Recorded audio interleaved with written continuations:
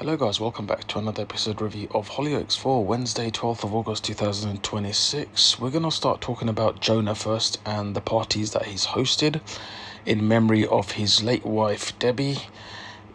Listen, I've really enjoyed the party. I've loved everyone having a buzz. Everyone was vibing, Myra, Darren, Mercedes even. It was lively. It was really lively. Darren's the soul, another life and soul of the party. Myra is the biggest life and soul of a party.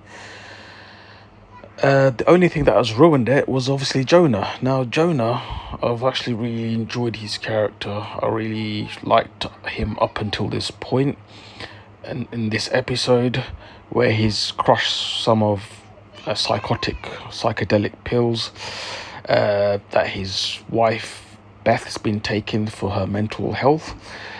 They haven't gone too much down into the storyline for Beth and her mental health, so we can only assume she suffers from a disorder and she's taking medication to keep it under control. But it looks like she hasn't been taking it for a while, so I don't know whether the doctor said not to take them, but then Jonah said to take some when she was under pressure.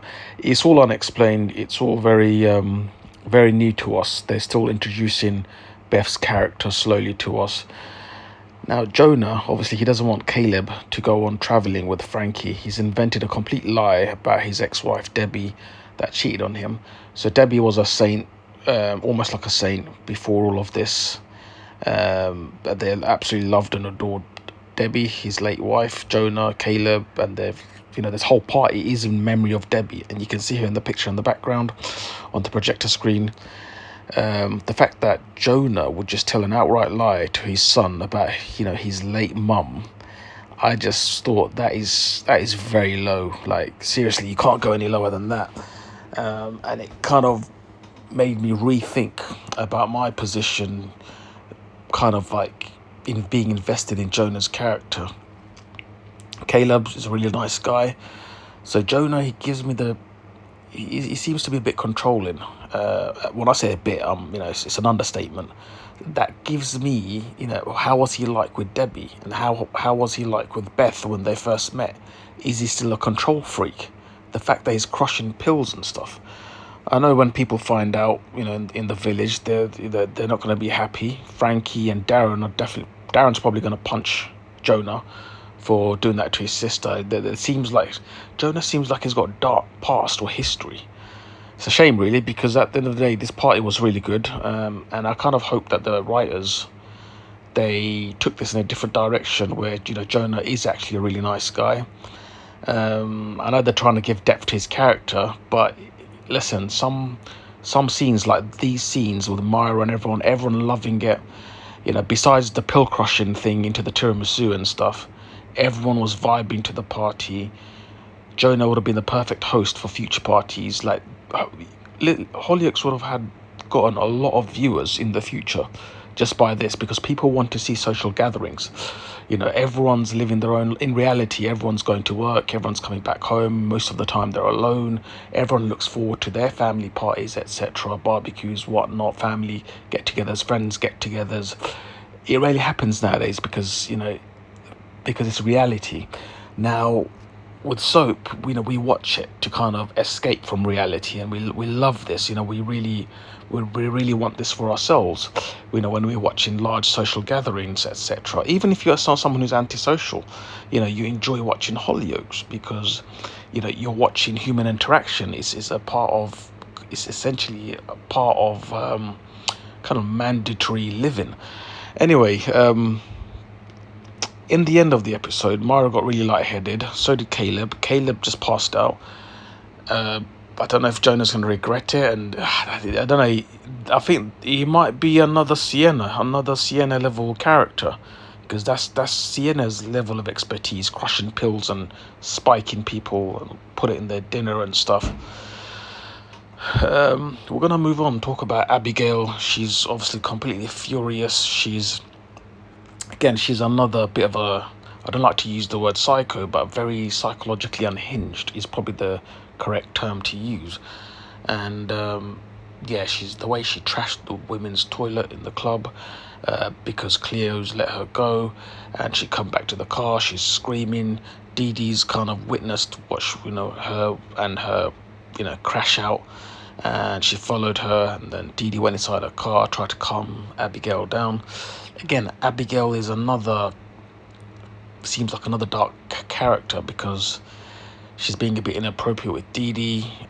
She's asking Dee Dee silly questions or very inappropriate questions. How is Dee Dee and Maddox? Are they in sync with their mind and body?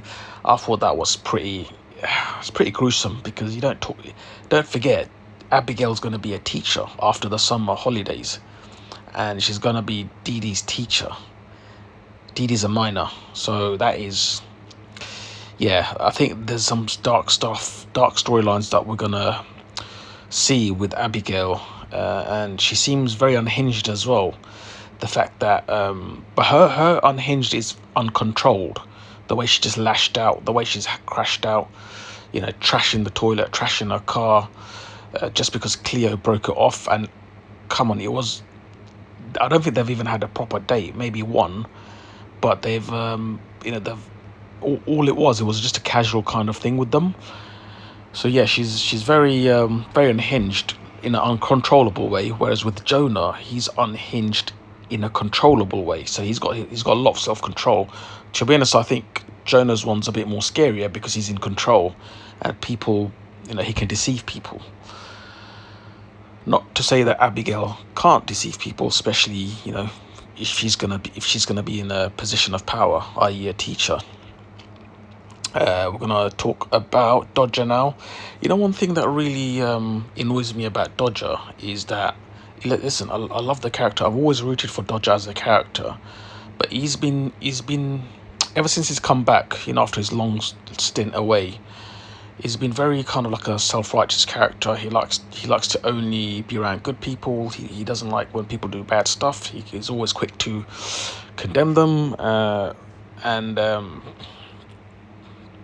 but the fact that he's cheating on Teresa with her cousin multiple times, and he's keeping going at it, and he's kind of taken her to his new house, to his flat. And even Cleo, I mean, again, she's not a very good cousin as well, if you ask me. Teresa is madly in love with Dodger. My point is, if you don't want to be with Teresa, please end it. It's not fair.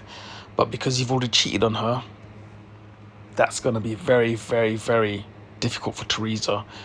And I'm seeing a big McQueen bust up. Mercedes is probably 100% going to back Teresa. Mercedes is always the young queen that gets involved in everything. Let me know what you think as well, guys. Obviously Imran as well, another poor sod. He's been cheated on by Leah as well. So another 2 cheating storylines with Leah and Prince. Again, that's going to be another havoc. I feel like there's a bit of darkness in Imran, like as in they're hiding something about him as well. So, but regardless, Leah, I think she's a very good actress, whoever plays her. I know I've seen a lot of strong comments about the character, mainly online. But listen, at the end of the day, she's a very good actress. I think she's a good fit currently, despite what other people may say. And but the character-wise, listen, I hope she gets caught soon as. I can't believe Imran's so silly that, he saw Prince come out of their premarital bedroom and they were apparently working out upstairs. I mean, that makes no sense. Even Imran's not that stupid. For a guy who's making presumably over, 6-7 figures a year, you would think that he'd be a bit more sharper. I'm going to leave it there, guys. It's been a bit of a long review, but I thought I'd catch up, and I'll see you in tomorrow's one, which is Monday. Can't wait. I'll see you then. Peace.